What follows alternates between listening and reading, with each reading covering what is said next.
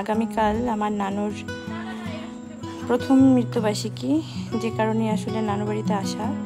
কালকে নানু বাড়ির মিলাদ হবে। আশা করছি সবাই অনেক ভালো আছো। চলো তাহলে শুরু করা যাক আরেকটি নতুন ভিডিও নিয়ে। গুড মর্নিং পরির বাড়ি।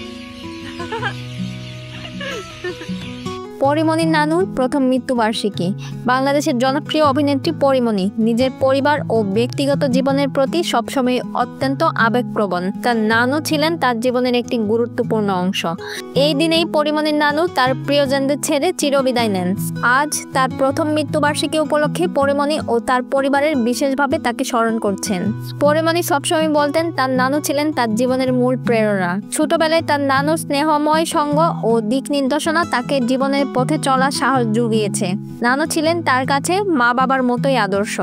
পরিমণি তার নানুর প্রথম মৃত্যুবার্ষিকী উপলক্ষে একটি স্মরণ সভার আয়োজন করেছেন। সেখানে পরিবারের সদস্য এবং ঘনিষ্ঠ বন্ধু বান্ধব উপস্থিত থেকে নানুর স্মৃতিচারণ করবেন।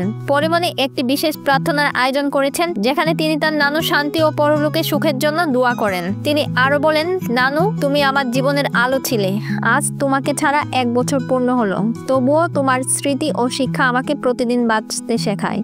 পরিমণির নানুর প্রথম মৃত্যুবার্ষিকী তার জীবনের একটি গভীর আবেগপূর্ণ মুহূর্ত। প্রিয়জন হারানোর বেদনা যেমন তার জীবনে গভীর প্রভাব ফেলেছে, তেমনি নানুর স্মৃতি তাকে জীবনের নতুন প্রেরণা যোগাচ্ছে।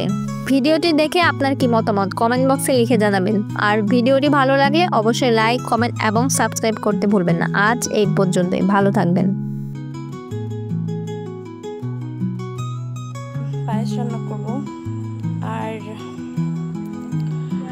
আপনাদের সাথে শেয়ার করব, নিশ্চয়ই শেয়ার করব। আপনারা আমার নানুর জন্য দোয়া করবেন। সবাই অনেক বেশি ভালো থাকবেন, নিরাপদে থাকবেন। আল্লাহ হাফেজ।